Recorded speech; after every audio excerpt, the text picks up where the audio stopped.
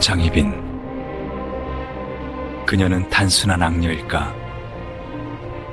아니면 시대의 희생자인가? 조선 역사 속 한 여인의 이름은 오늘날까지도 수많은 이야기의 중심에 서 있습니다. 어쩌면 그녀의 삶만큼 드라마틱하고 비극적인 운명을 맞이했던 인물은 찾아보기 힘들지도 모르겠습니다. 과연 그녀는 우리가 익히 아는 대로 그저 잔혹한 욕망에 사로잡힌 악녀였을까요? 아니면 거대한 시대의 소용돌이 속에서 살아남기 위해 발버둥 쳤던 한 인간의 처절한 몸부림이었을까요? 우리는 오늘 그 질문의 답을 찾아가는 여정을 시작하려 합니다. 지금부터 우리가 이야기할 주인공은 바로 희대의 스캔들 메이커이자 조선 왕실의 권력 지도를 뒤흔들었던 여인, 장희빈입니다. 하지만 그녀의 본명은 장옥정이었죠. 그녀의 이야기는 그 이름처럼 고요하고 아름다운 시작과는 사뭇 달랐습니다. 낡은 초가집에 보잘것없는 울타리 안에서 태어난 장옥정은 태어날 때부터 이미 넘을 수 없는 신분의 벽에 둘러싸여 있었습니다. 역관 집안이라는 당시로서는 그리 높지 않은 배경은 그녀가 마주한 현실의 무게를 더욱 무겁게 만들었을 겁니다. 번듯한 사대부가의 여식들이라면 태어날 때부터 누렸을 온갖 특권은 그녀에게 그림의 떡과 같았죠. 하지만 장옥정은 보통의 여인이 아니었습니다. 그녀의 눈빛에는 미천한 신분으로는 감히 꿈꿀 수 없는 뜨겁고도 강렬한 열망이 담겨 있었어요.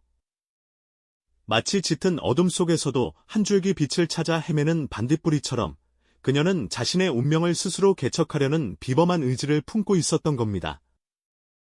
타고난 미모는 물론이고 누구에게도 뒤지지 않는 총명함까지 겸비했던 그녀는 낡은 책들을 벗삼아 세상의 이치를 깨우치고 자신의 내면을 단단하게 다져나갔습니다. 아마도 그녀는 그 시절부터 이미 알고 있었을 겁니다.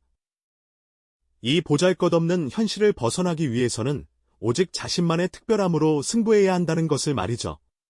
그리고 마침내 그녀에게 기회가 찾아옵니다.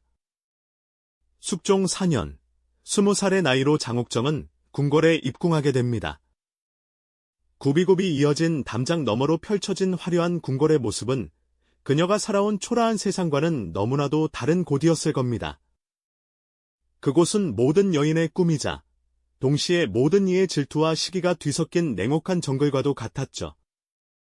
수많은 궁녀와 나인들 사이에서도 장옥정의 존재감은 단연 돋보였습니다. 마치 어둠 속에서 빛나는 보석처럼 그녀의 아름다움과 기품은 보는 이의 시선을 사로잡기에 충분했습니다. 하지만 그만큼 그녀를 향한 시기 어린 시선과 은밀한 질투의 속삭임 또한 끊이지 않았을 겁니다. 그녀의 궁궐 생활은 순탄치만은 않았습니다. 당시의 실세였던 명성황후는 장옥정의 남다른 아름다움과 총명함이 자치왕의 마음을 흔들어 놓을까 염려했고 결국 그녀를 궁 밖으로 내보내는 결정을 내리게 됩니다. 하지만 운명이란 참으로 묘한 것이죠. 잠시 궁을 떠나 있었던 그 시간이 오히려 장옥정의 존재감을 더욱 특별하게 만들었을 줄 누가 알았을까요? 그리고 몇 년 후, 명성황후가 세상을 떠나자 그녀는 다시금 궁궐로 돌아올 기회를 얻게 됩니다. 마치 예정된 수순처럼 그녀의 운명은 다시 한번 궁궐의 문턱을 넘게 된 것이죠. 그리고 운명의 수레바퀴는 그녀를 조선의 젊은 왕, 숙종에게 이끌게 됩니다.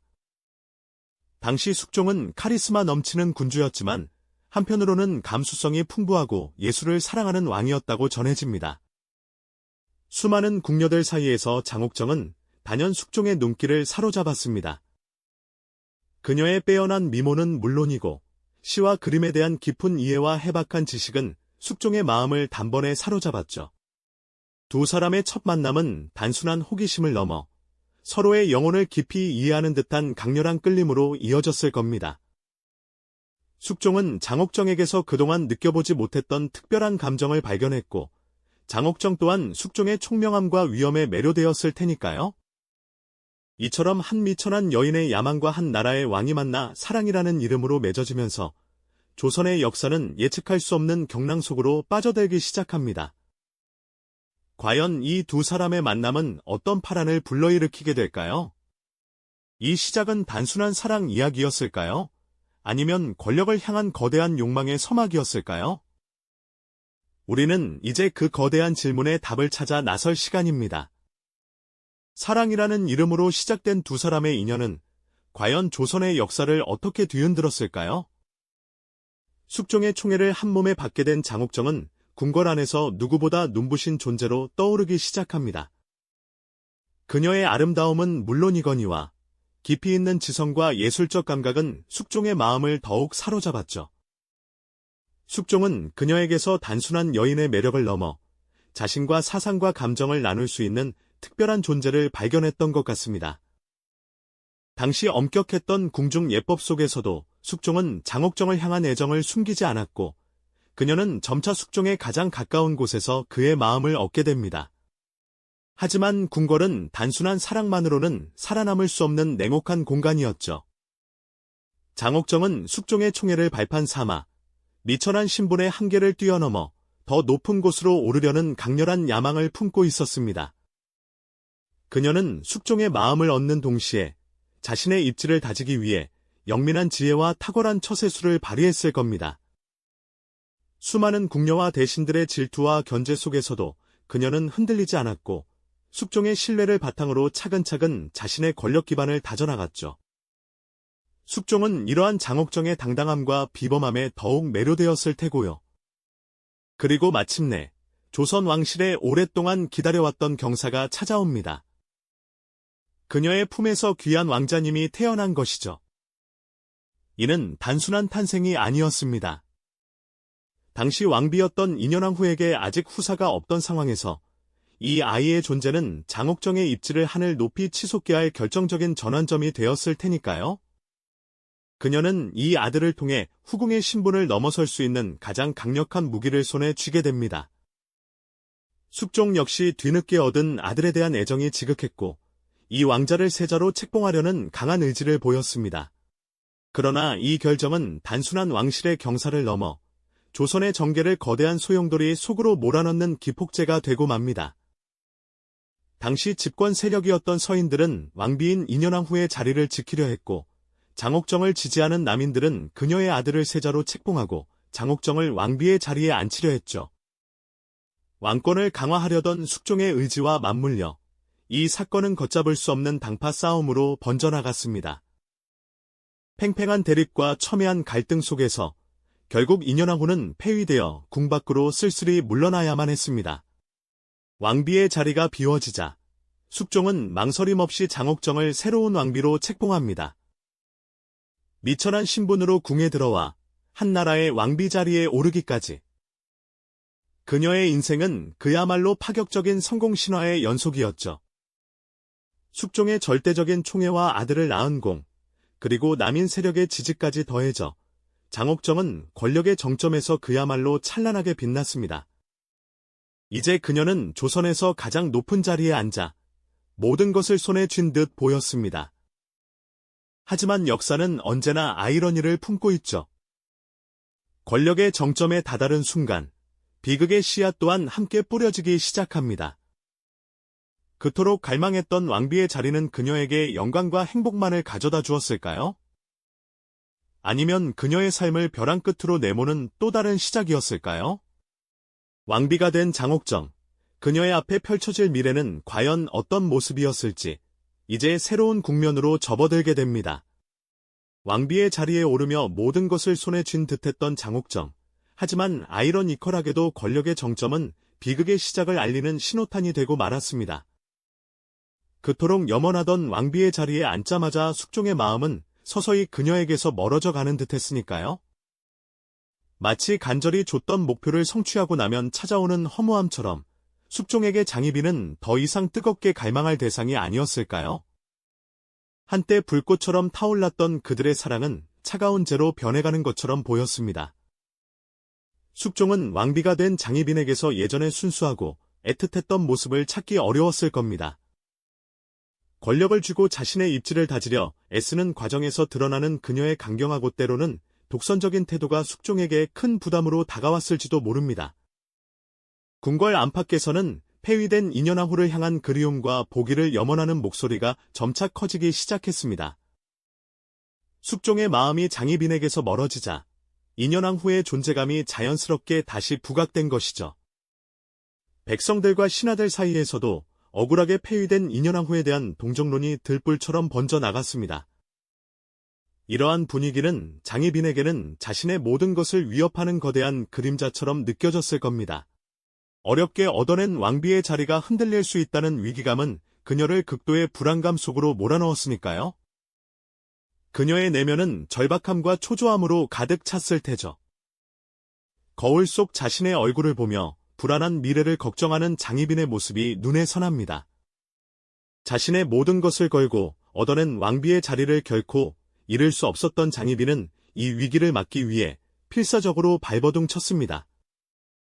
그녀의 노력은 점점 더 극단적이고 위험한 방향으로 치닫게 됩니다. 결국 그녀는 해서는 안 될 선택, 바로 주술에 의지하는 길을 택하고 맙니다. 궁녀들을 시켜 밤마다 은밀히 인현왕후를 저주하는 굿을 벌이게 한 것이죠. 인현왕후의 보기를 막고 자신과 아들인 왕자, 훗날 경종의 안녕과 지위를 확고히 하려는 비뚤어진 염원이 그녀를 사악한 주술의 세계로 이끌었던 겁니다. 어두운 밤, 비밀리에 무당을 불러 주술을 행하는 그 모습은 그 자체로 비극의 전조를 알리는 섬뜩한 광경이었을 겁니다. 하지만 어둠 속에서 행해진 비밀스러운 행위는 오래가지 못했습니다. 이 끔찍한 주술 행위는 결국 숙종의 귀에 들어가게 됩니다. 궁녀들의 증언과 함께 저주에 사용된 끔찍한 인형과 불길한 제물들이 숙종의 눈앞에 드러났을 때 숙종의 충격과 분노는 이루 말할 수 없었을 겁니다. 한때 열렬히 사랑했던 여인이 자신의 전 왕비에게 이런 끔찍한 저주를 퍼부었다는 사실은 그에게 엄청난 배신감과 깊은 실망감을 안겨주었겠죠. 이것이 바로 조선 역사에 기록된 무고의 옥 사건의 전말입니다. 이 사건으로 인해 숙종의 마음은 완전히 돌아서고 맙니다. 한때 타오르던 사랑은 이제 차갑고 냉정한 심판자의 시선으로 변했습니다. 장희빈의 몰락을 기다리던 대신들은 이 기회를 놓치지 않았습니다. 서인 세력을 중심으로 장희빈의 폐위를 주장하는 탄핵 상소가 빗발치듯 올라왔고 궁궐은 다시 한번 거대한 정치적 소용돌이에 휩싸이게 됩니다. 자신이 쌓아 올린 모든 것이 한순간에 모래성처럼 무너져 내리는 것을 보며 장희빈은 어떤 심정이었을까요? 권력을 지키기 위한 그녀의 필사적인 노력이 오히려 스스로를 파멸로 이끄는 치명적인 판단 착오가 되고 말았습니다. 최고의 점에서 추락하는 운명, 그 비극적인 그림자가 이제 그녀의 삶을 완전히 뒤덮기 시작했습니다. 모든 것을 가졌던 여인의 몰락이 눈앞에 펼쳐지는 순간입니다. 장희빈의 몰락을 기다리던 대신들의 탄핵 상소가 빗발치듯 올라오던 그 순간, 최고점에서 추락하는 비극적인 그림자가 이제 그녀의 삶을 완전히 뒤덮기 시작했습니다. 모든 것을 가졌던 여인의 몰락이 눈앞에 펼쳐지는 순간, 숙종은 더 이상 그녀를 감쌀 명분도, 마음도 남아있지 않았습니다. 한때 열렬히 사랑했던 여인에게 사약을 내리는 고통스러운 결정을 내려야만 하는 왕의 마음은 갈기갈기 찢어졌을 테죠.